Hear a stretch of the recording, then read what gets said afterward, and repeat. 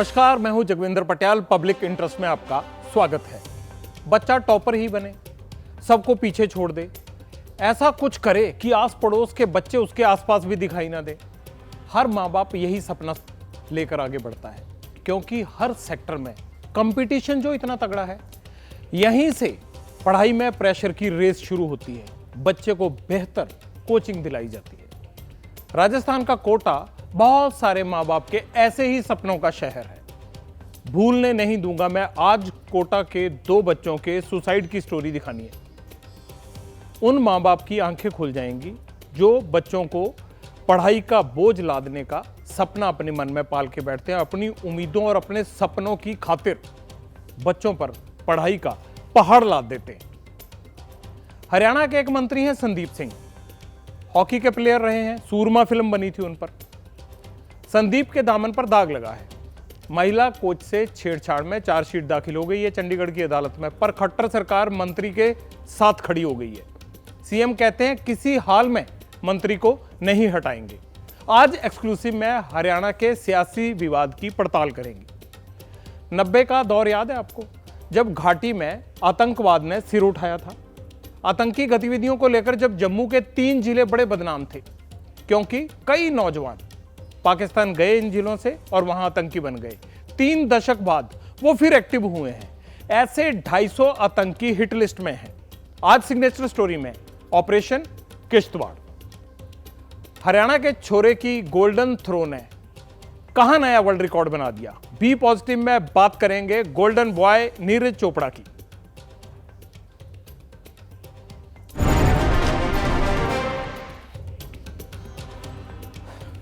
कोटा हमेशा उन टॉपर्स के लिए खबर बनता है जो वहां ट्यूशन लेकर इंजीनियर और मेडिकल के इम्तिहान पास करते हैं। यह आपको भी पता होगा, मुझे भी पता है। इस ड्रीम फैक्ट्री में तनाव और असफलता के डर से जूझ रहे बच्चों की गंभीरता से नहीं लिया जाता। वो हताश होकर खुद की जिंदगी खत्म करने जैसा कदम उठा लेते हैं। अभी पिछले हफ्ते 18 अगस्त को हमने आत्महत्या के 2 मामलों की रिपोर्ट दी थी। 2 आत्महत्या वहां और हो गई हैं। जितनी दर्दनाक बच्चों की मौत है, उससे भी ज्यादा खौफनाक उन पुलिस वालों का रवैया है जो गम के माहौल में भी दांत निकालते हैं।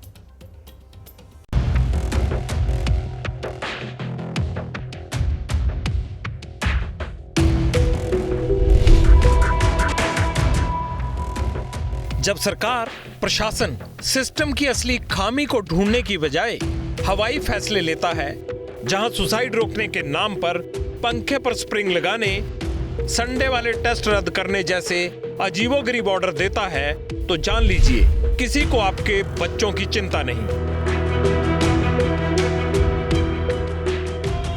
किसी का जवान बेटा पंखे से लटके या फिर कोचिंग सेंटर से कूदे, किसी को रत्ती भर फर्क नहीं पड़ता। और इसका सबूत है ये तस्वीरें।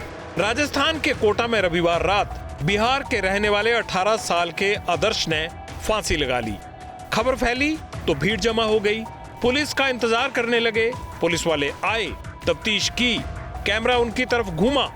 सवाल पूछने के लिए पत्रकार आगे बढ़े, लेकिन जांच अधिकारी की हंसी छूट गई। कैमरे के सामने ठहाके लगाने लगे। मेरे को पीछे पड़ेगा, हाँ? मेरे को पीछे पड़ेगा, हाँ? शर्म आनी चाहिए राजस्थान पुलिस के इन जांच अधिकारियों को, जहां जवान बच्चों की लाश पड़ी हो, पढ़ाई के प्रेशर में जिसने अपनी जिंदगी खत्म कर ली हो, उस जगह ऐसा गैर जिम्मेदाराना रवैया। वर्दी वाले आए, जांच की, आदर्श के सुसाइड की रिपोर्ट तैयार हुई और दम तोड़ चुके भविष्य को A4 साइज की फाइल में समेट दिया। बात पुलिस की नहीं, पूरे सिस्टम की है। सरकार ने कोटा में सभी हॉस्टल में पंखों में स्प्रिंग लगाने के आदेश दिए थे। ये बात ज्यादा पुरानी भी नहीं हुई है। पीजी को भी निर्देश दिए गए थे, याद है ना आपको, हफ्ते भर पहले ही। इसी तरह संडे को भी टेस्ट नहीं लेने का फैसला हुआ था। सारे कोचिंग सेंटर्स को सख्त हिदायत दी थी, लेकिन जिला प्रशासन के आदेश को गंभीरता से नहीं लिया गया। कोटा के रिद्धि सिद्धि नगर में जहां आदर्श रहता था, उस फ्लैट के पंखे में हैंगिंग डिवाइस नहीं था। आदर्श ने पंखे से लटककर जान दे दी। साथ में मिल के बनाए तीनों लोग पनीर का, फिर खाएं हम लोग खाना तीनों लोग साथ में, फिर अपना अपना रूम में चले गए तीनों लोग। बचपन पूरा उसके साथ ही गुजरा है, मेरे सामने हादसा हो गया, कैसे हम रह सकते हैं यहाँ पर। हम सर्वे कर रहे हैं, जहाँ जहाँ बच्चे रह रहे हैं वहाँ सभी जगह इस प्रकार के डिवाइस लगाने का प्रयास। हॉस्टलों में तो सब में लागू करवा रहे हैं, पर ये फ्लैट में दूर रह रहा था तो वहाँ भी हमारे द्वारा चेकिंग की जा रही है और इनकी पालना वहाँ भी कराई जाएगी। अब सवाल है कि बच्चे अपनी जिंदगी खत्म क्यों कर रहे हैं? ऐसी क्या बातें हैं जो उन्हें अंदर ही अंदर कचोटती हैं? जवाब है पढ़ाई का प्रेशर, इंजीनियर डॉक्टर बनने का सपना, जिसे पूरा करने के लिए कोचिंग में दाखिला लेते हैं, लेकिन टेस्ट में कम नंबर डिप्रेशन की तरफ धकेल देते हैं। जो नीट की कोचिंग की तैयारी कर रहा था लैंडमार्क में रखे, ऐसा बता रहे इसके जो बहन है वो कि उसके नंबर थोड़े कम आ रहे थे, लगभग 250 नंबर ही आ रहे थे 720 में से लगातार, उससे वो सुसाइड कर लिया। आदर्श 4 महीने पहले ही बिहार के रोहतास से आया था। माता पिता का सपना था बेटा बड़ा होकर नाम रोशन करेगा, डॉक्टर बनेगा। एक झटके में सब खत्म हो गया। भाई बहन जो साथ आए थे शहर छोड़कर चले गए। जिस भाई के साथ आए थे उसकी लाश ले गए। आशीष कभी नहीं लौटेगा, लेकिन आत्महत्या का जिम्मेदार कौन है? क्यों नहीं इसका परमानेंट सॉल्यूशन तलाशा जाना चाहिए? स्प्रिंग दिमाग में लगाने की जरूरत है, पंखे की छत पर नहीं। खासकर उन माँ बाप के जो उम्मीदों का बोझ इन बच्चों के सिर पर लाते हैं। गुस्सा आता है ना देख के, नाराजगी है ना, जरूर होगी, लेकिन जिनके बच्चे चले गए उनका दुख समझिए, कोई शब्द नहीं होता। कोटा फैक्ट्री की सच्चाई सुनकर दिल दहल जाता है। अब एक नज़र डालिए कि कितने बच्चों ने सुसाइड किया। जनवरी से लेकर अब तक कोटा में सुसाइड के 24 केस सामने आ चुके हैं। अगस्त महीने में ही अकेले 6 स्टूडेंट्स की जान गई है वहां पर। 24 में से 7 बच्चे ऐसे हैं जिन्होंने कोचिंग में दाखिला लिया और 6 महीने भी पूरे नहीं किए, 6 महीने के अंदर चले गए। कोटा में औसतन 3 छात्र खुदकुशी करते हैं, औसतन डेली का रेशो है। साल 22 में 15 छात्रों ने आत्महत्या की। तकलीफ होती है जब ये पढ़ते हैं, किस तरह से सपने साकार करने के लिए वहां जाते हैं और बड़ा मन दुखी होता है। 2015 से 2019 के बीच में 80 स्टूडेंट्स ने सुसाइड की। सोचिए ये बच्चे क्या झेल रहे हैं।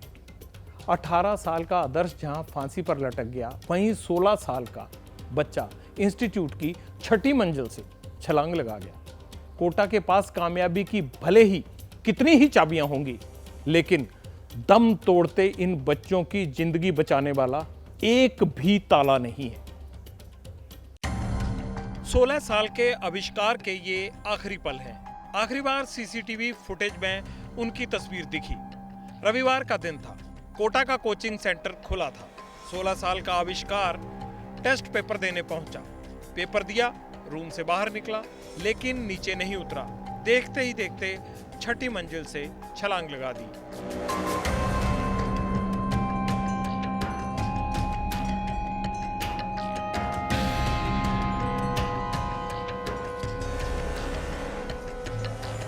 आविष्कार संभाजी कासले, यही नाम था उसका। महाराष्ट्र के लातूर का रहने वाला था। पढ़ाई में ब्रिलियंट, डॉक्टर बनने का ख्वाब कोटा खींच लाया। कोटा के तलवंडी इलाके में रहकर नीट क्रैक करने के लिए मेहनत कर रहा था। माता पिता दोनों टीचर हैं। उन्होंने भी बेटे का सपना पूरा करने के लिए कोई कसर नहीं छोड़ी। बच्चा अकेला न रहे, इसलिए नाना नानी साथ थे। मगर कोचिंग में ज्यादा नंबर लाने का दबाव दिमाग पर भारी पड़ने लगा। सही गलत सोचने का फर्क मिट गया। टेस्ट में कम नंबर जिंदगी पर हावी हो गए। इसका एग्ज़ाम था, एग्ज़ाम 3:20 पे ओवर होना था। 5 मिनट पहले क्लास रूम से निकला है, 6ठी मंजिल पर जाकर नीचे छलांग लगा ली। एक दिन में 4 घंटे के अंदर 2 बच्चे अपनी जिंदगी खत्म कर लें, सिस्टम के लिए प्रशासन के दावों पर इससे बड़ा सवालिया निशान क्या होगा। लेकिन बजाय समस्या के रूट कॉज में जाने के एक बार फिर नए आदेश निकाल दिए। जिला कलेक्टर ने कहा कि 2 महीने तक कोटा के कोचिंग सेंटर में टेस्ट नहीं होगा, किसी तरह का कोई एग्जाम कंडक्ट नहीं कराया जाएगा, संडे तो बिल्कुल नहीं। तब ये भी कहा कि हफ्ते में एक दिन फन डे की तरह सेलिब्रेट होगा।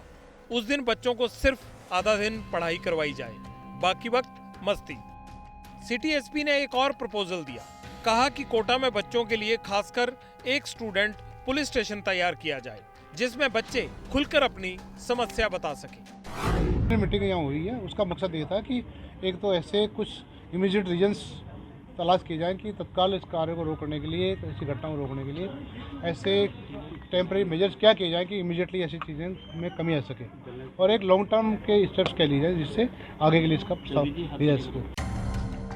प्रस्ताव भेजने, स्टेशन खोलने और 2 महीने तक टेस्ट कैंसिल करने से अगर बच्चों के सुसाइड थम जाएंगे तो इससे अच्छा भला और क्या होगा। लेकिन एक सच ये भी है कि कोटा में कोचिंग सेंटर्स अपने हिसाब से काम करते हैं, इसलिए तो सरकार चलाने वाले भी कोचिंग सेंटर्स को माफिया कहने से जरा भी नहीं हिचकिचाते। वो जो कोचिंगों का जो माफिया खड़ा हुआ है, सरकार को सख्त एक्शन लेना पड़ेगा। वहां से बच्चा कूद रहा है, उसको क्यों नहीं करते, झाड़ ऊपर लगाते। अब बड़े बड़े झाड़ लगा दो तो बच्चा कूदेगा कैसे? 2 मिनट के लिए गुस्सा आता है। कोचिंग वाले 1 रुपया खर्च नहीं करते कि बच्चों की सेफ्टी के लिए। आपने तो गैर कानूनी सारे कोचिंग बना लिए, इसलिए कोचिंग वालों का इलाज करेंगे। ये कोचिंग वालों को सीएम ने समझाया, जब मुख्यमंत्री के समझाने से नहीं समझ रहे तो कानून के डंडे से समझाएंगे। हम फिर कहते हैं, हर पहल का स्वागत है। शासन प्रशासन मिलकर काम करे, हर पार्टी सुझाव दे, अच्छी बात है, लेकिन जरूरत है जमीनी हकीकत समझने की, बच्चों के दिमाग में झांकने की, उनके दिल से एग्जाम में, टेस्ट में फेल होने वाला डर निकालने की। ये हो गया तो फिर कोई बच्चा नाकामयाबी की वजह से जिंदगी को खत्म नहीं करेगा। 18 अगस्त को जब मैंने आपसे कोटा में सुसाइड के मुद्दे पर बात की थी, तब कई लोगों का कहना था कि बच्चे अकेले रहते हैं, घर से दूर होते हैं, नाकामयाबी बर्दाश्त नहीं कर पाते, समझाने वाला आसपास कोई नहीं होता, इसलिए आत्महत्या जैसा कदम उठा लेते हैं। लेकिन इस बार सिचुएशन अलग है। आशीष अपने भाई बहन के साथ कोटा में रहता था, आविष्कार के नाना नानी साथ रहते थे, यानी परिवार के साथ मौजूद रहते हुए भी बच्चों ने सुसाइड किया। इस पर एक्सपर्ट की थ्योरी जो है वो दिमाग पर जो पढ़ाई का प्रेशर है ना, उसकी तरफ ध्यान खींचती है, उसकी तरफ जोर देती है। पेरेंट्स को खुलकर अपनी बातें बता सकते हैं, माँ बाप को नहीं बता सकते हैं। माँ बाप बहुत एम्बिशियस है, उनकी एस्पिरेशंस बहुत हाई है, तो बच्चे अपने फ्रेंड्स के साथ जब बैठते हैं और उनके साथ बात जब करते हैं तब उन्हें अच्छा लगता है, उनका मन हल्का हो जाता है कि मैं भी बहुत तकलीफ में, वो भी कहता है मैं भी तकलीफ में। तो ये जो बॉन्डिंग जो फ्रेंड्स के साथ है, माँ बाप के साथ में, ये पेरेंट्स को सतर्क करना चाहिए कि वहाँ भेजना बड़ा रिस्की है, और पेरेंट्स को भी एजुकेट करके कि वहाँ जब वो रहता है तो क्या क्या करना चाहिए। IIT में मिला तो मिला, ना मिला तो भी कोई बात नहीं। कोटा के बच्चे आजकल IIT में जाते भी नहीं है, बहुत कम संख्या में जाते हैं। तो ये जो भ्रम है ये तोड़ना।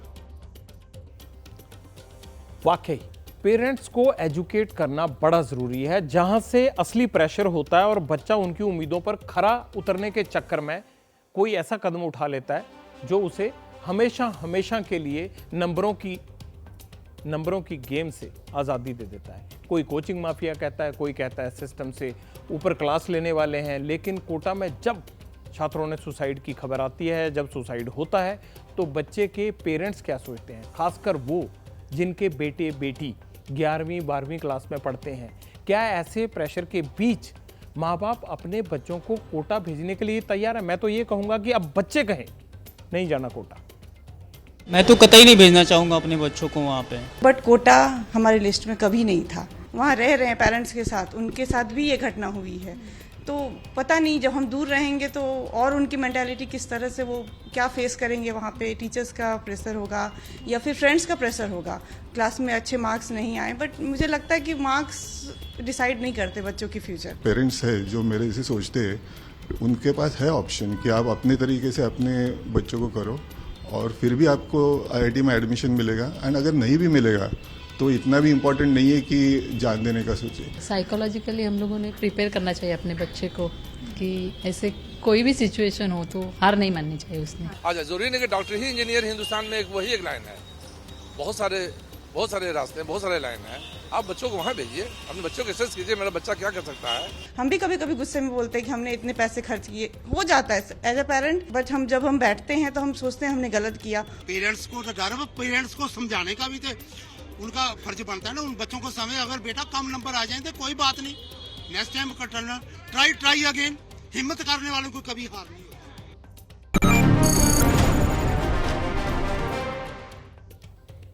हिम्मत वाला कभी नहीं हारता, वाकई ठीक कहा। डॉक्टर और इंजीनियर बनने का सपना देखना कोई बुरी बात नहीं है, लेकिन कोटा वाली भट्टी में अपने बच्चे को, उनके सपनों को मारकर डाल देना वो सही नहीं है।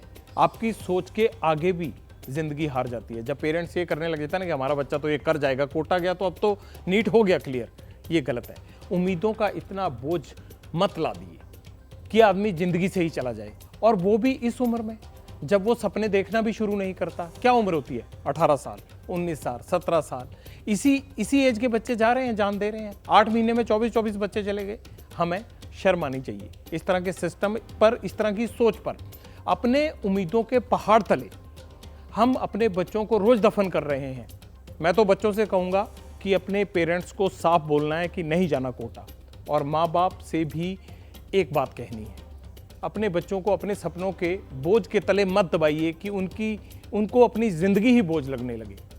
अगर आप खुद को नहीं बदलेंगे तो फिर बच्चों की पढ़ाई को लेकर बनती ये बॉलीवुड की फिल्में आती हैं ना, फिल्में लगातार फिल्में आ रही हैं, ये सुसाइड का सिलसिला नहीं रोक सकती, फिल्में नहीं रोकेंगे, हमारी सोच रोकेगी। आप अपनी सोच बदलिए।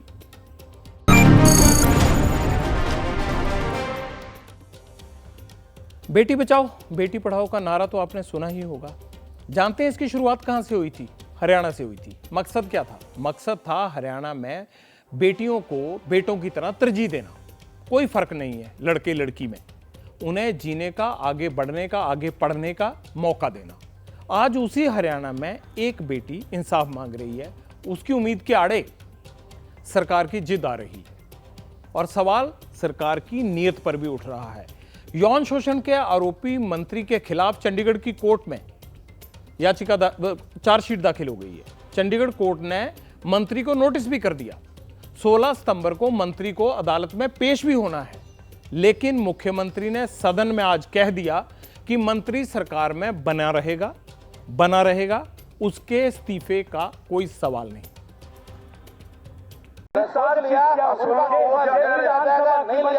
लिया जाएगा। वो आज भी कह रहा, मैंने सोच के बयान दे रहा हूं, नहीं लिया जाएगा, कोई इस्तीफा नहीं लिया जाएगा।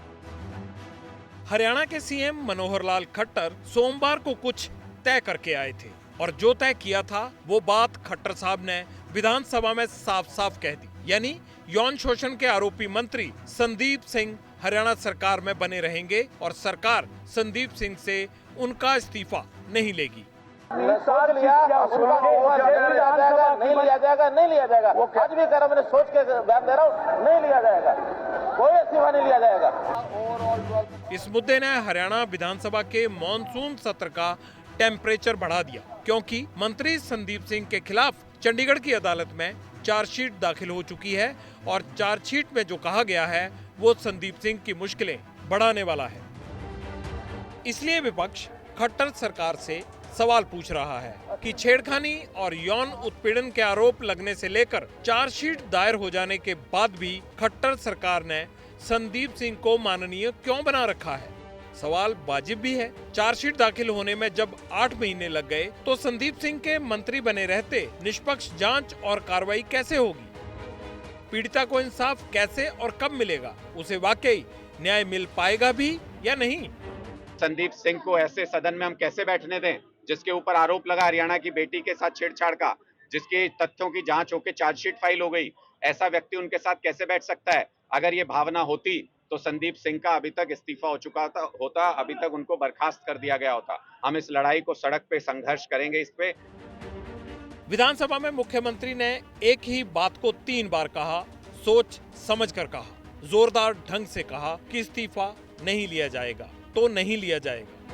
मुख्यमंत्री के इस बयान के मायने बहुत साफ हैं कि बेहद गंभीर आरोपों के बावजूद मंत्री संदीप सिंह के साथ खट्टर सरकार पूरी मजबूती के साथ खड़ी है। चाहे आरोप लगाने वाली पीड़ित न्याय मांगती रहे, चाहे विपक्ष विधानसभा में मंत्री के इस्तीफे की मांग करता रहे।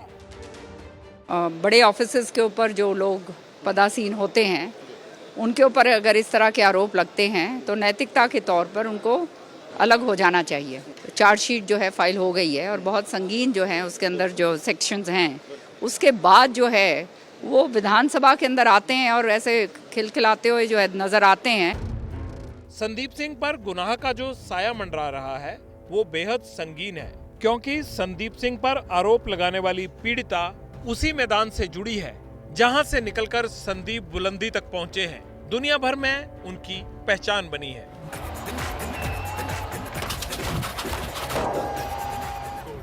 ये महिला कोच एथलेटिक्स की प्लेयर रही है, लेकिन संदीप सिंह पर आज खेल के मैदान को दागदार करने का आरोप लग रहा है।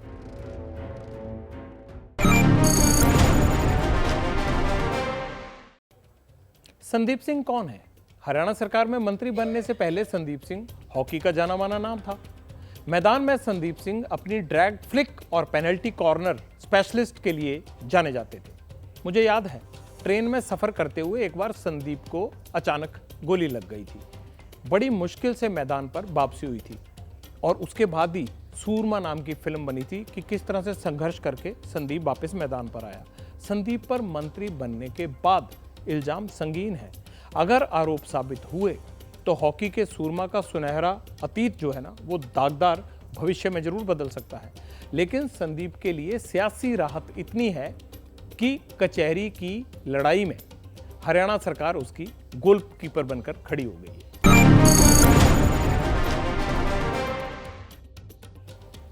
31 जुलाई को हरियाणा के नूह में हिंसा हुई थी, याद होगा आपको भी। कैसे नूह को जला दिया गया था। देखते ही देखते हरियाणा में तनाव फैल गया था। आज 28 दिन बाद एक बार फिर वैसे ही हालात हो गए। उस दिन 31 जुलाई थी और दिन सोमवार था। ब्रजमंडल यात्रा निकाली जा रही थी और आज यानी 28 अगस्त को भी सोमवार था और आज नूह में शांति रही, लेकिन गुरुग्राम जयपुर हाईवे पर जाम रहा।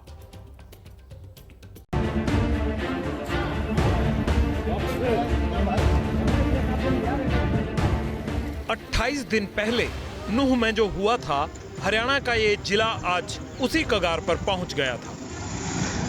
सावन का आखिरी सोमवार था। बीएचपी ने फिर से ब्रजमंडल यात्रा निकालने का ऐलान किया था। वही यात्रा जो 31 जुलाई को निकाली जा रही थी, मंजिल तक पहुंचने से पहले ही नूह में आग लग गई थी और ब्रजमंडल यात्रा रोक दी गई थी। बीएचपी ने अपना वही अधूरा काम पूरा करने का ऐलान कर रखा था और सोमवार की सुबह ब्रजमंडल यात्रा निकल पड़ी, वो भी बिना प्रशासन की मंजूरी के। प्रशासन अपना काम करेगा, हम अपना काम करेंगे। प्रशासन जो हमें अनुमति देगा उतना ही करेंगे। जो अनुमति की आप बात करें, अनुमति नहीं दी है। हाँ, अनुमति नहीं दी। हम मैंने कहा नहीं कि वो प्रशासन जब बात करेगा तो हम करेंगे। हम प्रशासन से लड़ने नहीं आए, हम पूजा करने आए, अभिषेक करने आए। इसके बाद जो हुआ वो देख लीजिए। ये गुरुग्राम के नेशनल हाईवे 48 की तस्वीरें हैं, जहां कई किलोमीटर लंबा जाम लगा हुआ है। हीरो होंडा चौक से लेकर झाड़सा चौक तक गाड़ियों और हैवी व्हीकल्स की लंबी कतार लगी। मेवात बॉर्डर पर हरियाणा पुलिस ने पूरी किलेबंदी कर रखी थी, क्योंकि खट्टर सरकार और नूह प्रशासन को 31 जुलाई अच्छी तरह याद थी और उस दिन जो हुआ उसका सबक भी। इसीलिए नूह की ओर जा रहे हर रास्ते पर सख्त पहरा था। सुरक्षा व्यवस्था चाक चौबंद है।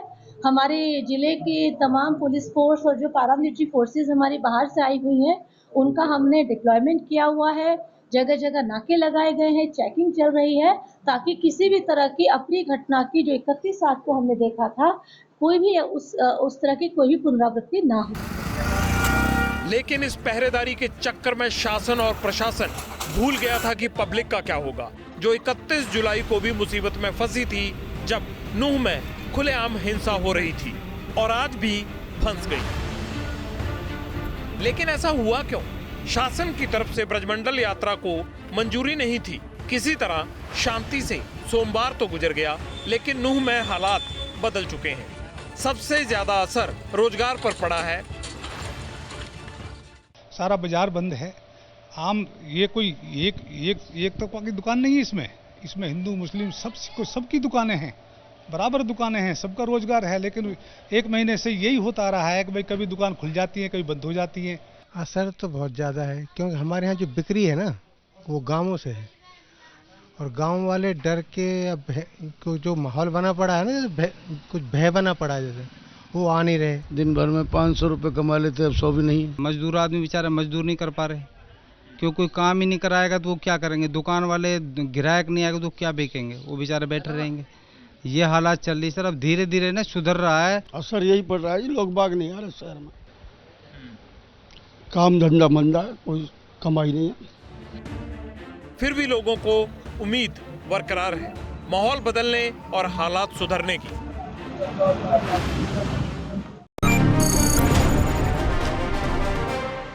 उन्नीस में जम्मू कश्मीर आतंक का गढ़ था। डोडा, किश्तवाड़ और रामबन आतंकी गतिविधियों के लिए बदनाम थे। बड़ी संख्या में नौजवान यहां से भागकर पाकिस्तान जा रहे थे आतंकी बनने के लिए। पाकिस्तान के वही मोरे फिर एक्टिव हो गए हैं। ऐसे 250 आतंकियों की पहचान की गई है, उनकी संपत्ति और टेरर नेटवर्क की भी। अब सुरक्षा एजेंसियां उनको टारगेट कर रही हैं और उनके निशाने पर हैं वो लोग जो पीओके और पाकिस्तान में बैठकर किश्तवाड़ और चिनाब वैली में आतंक फैलाने की कोशिश कर रहे हैं।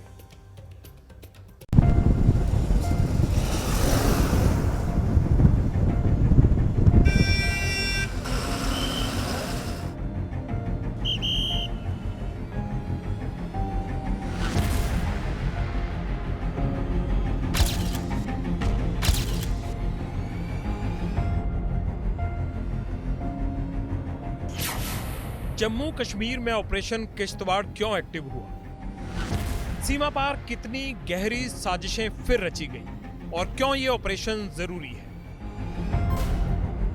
पाकिस्तान के कितने आतंकी चेहरे और मोहरे घाटी में फिर एक्टिव हैं? जम्मू के डोडा, किश्तवाड़ और रामबन के करीब 250 ऐसे आतंकियों और उनके मददगारों की फहरिस्त सुरक्षा बलों ने तैयार कर ली है, जो पाकिस्तान में बैठकर जम्मू कश्मीर में आतंक की नई इबादत लिखने की तैयारी कर रहे हैं। 30 साल पहले वे सीमा पार कर पाकिस्तान नियंत्रण रेखा वाले कश्मीर की तरफ चले गए थे। अलगाववाद और दहशतगर्दी में वे अभी भी सक्रिय बताए जाते हैं। जिस जमीन, परिवार, गांव, मोहल्ले को वह छोड़कर गए थे, वह क्या सोचता है उनके बारे में? उस वक्त मिलिटेंसी भी पीक पे थी। कुछ पता नहीं चलता था कि क्या हो रहा है। क्या वो कहते हैं ना कि आगे वर्दी गोश, पीछे नकाब पोश और बीच में हम सफ़ेद पोश फंसे होते हैं। हमें पता नहीं था कि मतलब क्या हो रहा है क्या नहीं। हम डरते थे बाहर निकलने में भी। कुलसुमा बेगम ने 90 का वो दौर देखा है जब घाटी में दहशतगर्दी के दिन थे। अपने भाई के आतंकी बनने की गवाह है कुलसुमा बेगम। कुलसुमा को याद है 90 के दौर में क्या हुआ था। घर का लाडला कैसे आतंकी बना।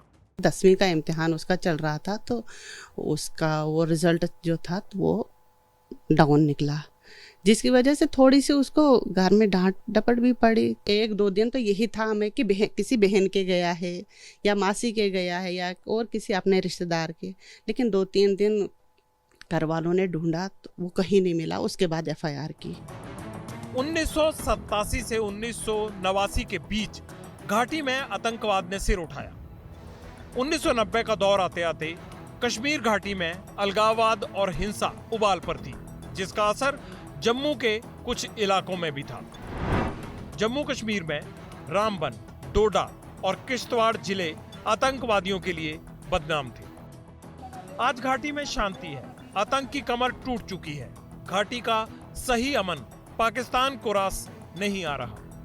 नौजवानों को अभी भी सरहद पार से बरगलाया जा रहा है, ठीक वैसे ही जैसे 3 दशक पहले मुजफ्फर का ब्रेन वॉश किया गया था। आज मुजफ्फर पीओके में है और हालात बेहद डरावने। कम से कम 6-7 महीने बाद में जो मेरी चाची, वो मेरी सास भी है, तो जब उसने कहा कि मुझे मतलब चिट्ठी आई है, उसने मुझे चिट्ठी भेजी है, वो पाकिस्तान में है, तो वो कुछ मुझसे कुछ कह रहा था कि मुझे यहाँ खाने के लिए कुछ नहीं है, वो है ये है, तो मुझे कुछ खर्चा चाहिए। तो हमने बोला कि किसके हाथ आप खर्चा भेजोगे, कैसे भेजोगे, क्या करोगे? वो रोने लगी, बोलती कि वो रो रहा था, मतलब चिट्ठी में कह रहा था कि मेरे पास कुछ नहीं है। उसके कुछ सालों बाद उसकी डेथ हो गई, माँ की, फिर पापा की भी डेथ हो गई। तो उसके बाद उसके साथ हमारा कोई रब्ता नहीं रहा। घर में मातम है, आंसू हैं। मुजफ्फर कभी लौटेगा नहीं। मुजफ्फर जैसे कोई दूसरा बने, इसके लिए एक बहन सरकार से क्या चाहती है? यहाँ के बच्चे जो ड्रग्स की तरफ जा रहे हैं, हर दिन आप एक जवान की मौत देखोगे। सुरक्षा एजेंसियों के टारगेट पर हर वो आतंकी है जो 3 दशक से पाकिस्तान की गोद में बैठा है। उनकी हरकतों को ध्यान से देखा जा रहा है, ये भी कि कैसे वह उस तरफ से इस तरफ आतंक और अलगाव भड़काने की कोशिश कर रहे हैं। जिन 3 आतंकियों की तस्वीरें आप देख रहे हैं वो दरअसल पिछले करीब 30 सालों से जम्मू के किश्तवाड़ जिले में सक्रिय हैं। इनमें आतंकी मोहम्मद अमीन और जहांगीर, जो कि यहाँ जम्मू कश्मीर में आतंकवाद का सबसे पुराना चेहरा जिसे माना जाता है, यानी कि सबसे पुराना आतंकी है, वो भी फिलहाल जम्मू के किश्तवाड़ ज़िले में सक्रिय है। इसके साथ ही रियाज अहमद उर्फ हज़ारी और मुदस्सिर हुसैन, ये 3 आतंकी पिछले करीब 3 दशकों से यहाँ सक्रिय है और आतंक का चेहरा बने हुए हैं। 90 जैसे हालात घाटी के कभी नहीं बनेंगे। आतंक का जो सिलसिला 90 के दौर में शुरू हुआ, उसकी कमर शार्प विनाश और ऑपरेशन ऑल आउट तोड़ चुका है। किश्तवाड़ पर सुरक्षा एजेंसियों के हाथ जो इनपुट लगा, उसके बाद क्या हो रहा है, क्यों आतंकी बिलों में दुबके हैं, ये भी आपको तफसील से बताएंगे। ये चाल पाकिस्तान की है, क्योंकि जम्मू कश्मीर का अमन पाकिस्तान को कभी ना रास आया है ना आएगा। किश्तवाड़ इसलिए भी चर्चा में है क्योंकि यहाँ से 36 नौजवान एजेंसियों के रडार पर हैं। उनके हैंडलर पाकिस्तान में हैं और वो खुद भी वहीं पे हैं। जम्मू कश्मीर केंद्र शासित प्रदेश बनने के बाद सीमा पार से ये आतंकी भारत में सिर्फ दहशत की साजिश ही नहीं रच रहे, बल्कि अपने नेटवर्क को और मजबूत करने में लगे हैं। इसलिए जम्मू कश्मीर पुलिस और NIA इनके पीछे हाथ धोकर लगी है।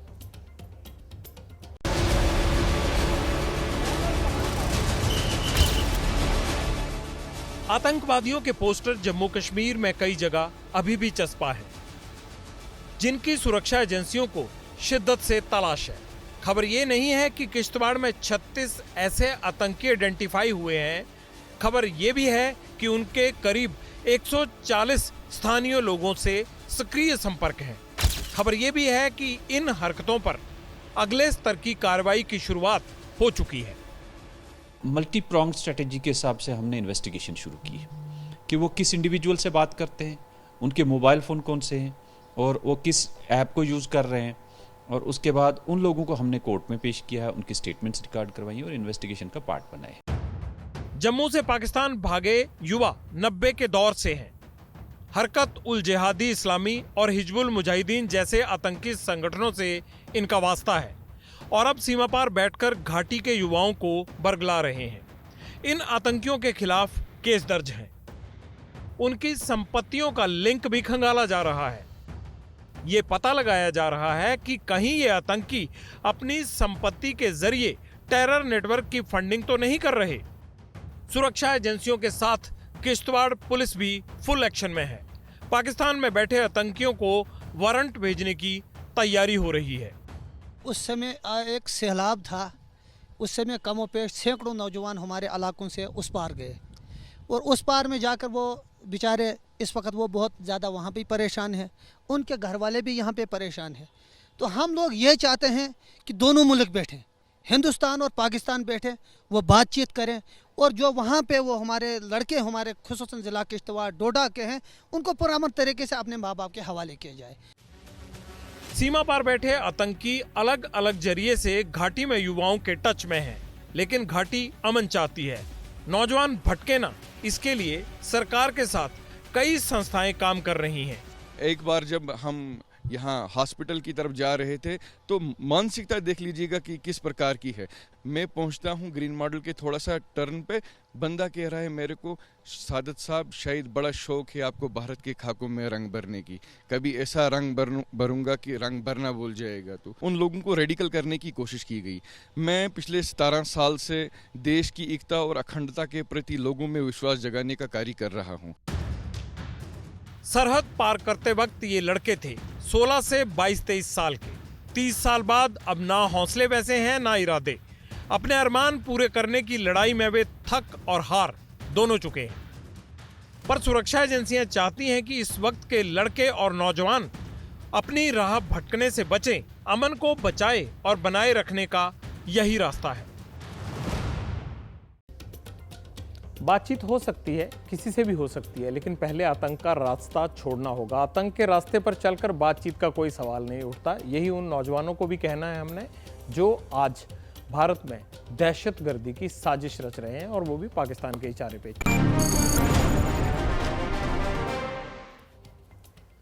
चलिए, अब वक्त हो गया आपके कमेंट्स का, जिसका आपको हमेशा इंतजार रहता है। शुक्रवार को हमने कार सेफ्टी के लिए क्रैश टेस्ट पर अपडेट दिया था। आपके कई मैसेज आए और सुझाव भी। चलिए आपको फटाफट कमेंट्स दिखा देते हैं, आज भी समय कम हो रहा है।